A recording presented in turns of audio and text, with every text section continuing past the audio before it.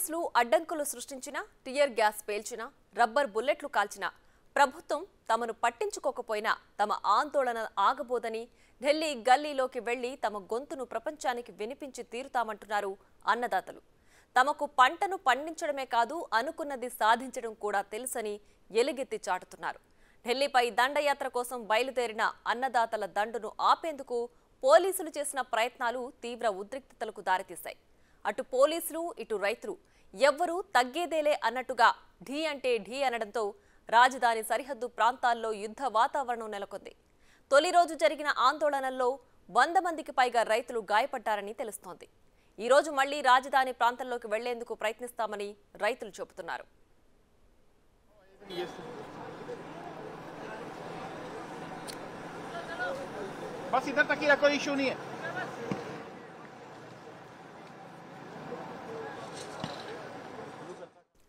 ఇక ఇదే అంశానికి సంబంధించి మరింత సమాచారం మా ప్రతినిధి ఢిల్లీ నుంచి శివ లైవ్ లో అందించడానికి సిద్ధంగా ఉన్నారు. శివ, చెప్పండి, రైతుల నిరసన ఎంతవరకు వచ్చింది, పూర్తి డీటెయిల్స్ ఏంటి? ప్రియ, రైతులు తలపెట్టిన చెల్లో ఢిల్లీ కార్యక్రమం 2వ రోజుకు చేరుకుంది. నిన్న ఉదయం 10 గంటలకు పంజాబ్లో ప్రారంభించిన రైతు సంఘాల నేతల రైతుల నిరసన కార్యక్రమాన్ని పంజాబ్ హర్యానా బోర్డర్లోనే అక్కడ ఆపేశారు. మరోవైపు యూపీ బోర్డర్లో అక్కడ పోలీసులు రైతులను అడ్డుకున్నారు. అయితే టియర్ గ్యాస్ ప్రయోగించి వారందరినీ కూడా అడ్డుకునే ప్రయత్నం చేశారు. అక్కడ బాష్పవాయు గోళాలు ప్రయోగించడం ద్వారా అక్కడ ఉద్రిక్త వాతావరణం నెలకొంది. ఇప్పుడు ఈ రోజు కూడా ఢిల్లీని ముట్టడించే అవకాశం ఉందనే వార్తలు వస్తున్న నేపథ్యంలోనే ఇక్కడ గాజీపూర్లో, అంటే ఇటు యూపీ నుంచి వచ్చే గాజీపూర్ బోర్డర్లో మొత్తం భద్రతను ఏర్పాటు చేశారు. ఎక్కడికక్కడ కంటైనర్స్, మనం కూర్చున్నాం, లాంగ్ కంటైనర్స్ ఏర్పాటు చేశారు. దాన్ని ఒకవేళ రైతులు కనుక ఇటు ప్రవేశిస్తే దాన్ని అడ్డంగా పెట్టడానికి లాంగ్ కంటైనర్ ఏర్పాటు చేశారు. ఈ ట్రాఫిక్ మళ్లింపులు కూడా ఎక్కువ ఉండడం వల్ల భారీ ట్రాఫిక్ జామ్ అయితే అవుతోంది. నిన్నటి నుంచి కూడా కిలోమీటర్ల మేర వాహనాల రద్దీ పెరుగుతూ ఉండడంతో వాహనదారులు తీవ్ర ఇబ్బందులు ఎదుర్కొంటున్నారు. దీనివల్ల సామాన్య ప్రజానికం డైలీ చిరు వ్యాపారస్తులు కానీ ఇటు ఆఫీసులకు వెళ్లే వాళ్ళు కూడా తీవ్ర ఇబ్బందులు ఎదుర్కొంటున్నారంటూ కూడా వారందరూ ఆగ్రహం వ్యక్తం చేస్తున్నారు. మొత్తం రోడ్డుకు ఇరువైపులో కూడా, అటువైపు ఇటువైపు కూడా భారీ భద్రతను ఏర్పాటు చేశారు.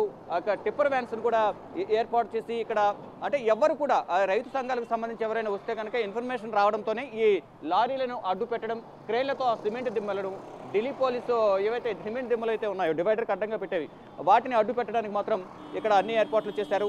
అంటే మొత్తంగా చూసుకుంటే ఎక్కడికక్కడ రైతులను నిరసనను అడ్డుకునేందుకు పోలీసులు అయితే శతవిధాల ప్రయత్నిస్తున్నారు. దానిలో భాగంగా అంటే ఢిల్లీ వరకు రాకుండా ఏదైతే పంజాబ్లో ప్రారంభమైన రైతుల చెలో నిరసన కార్యక్రమం అనేది ఎక్కడే ఢిల్లీకి రాకుండా హర్యానా పంజాబ్ బోర్డర్లోనే నిలిపివేయాలనే ఉద్దేశంతోనే వారు పోలీసులు పటిష్టమైన భద్రతను ఏర్పాటు చేశారు. దానిలో భాగంగానే మొత్తం భారీగా పోలీసులు అయితే ఇక్కడ ప్రహారా కాస్తున్నారు.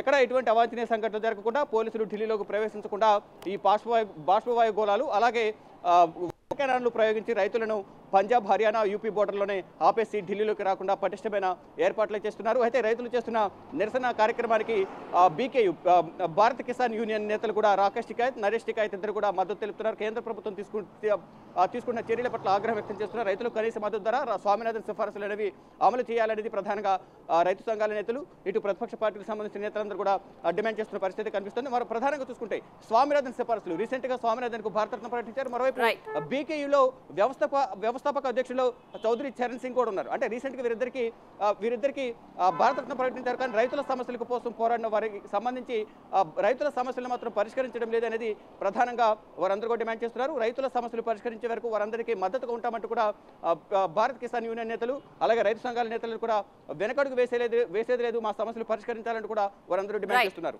Priya, right Shiva, thanks for the updates.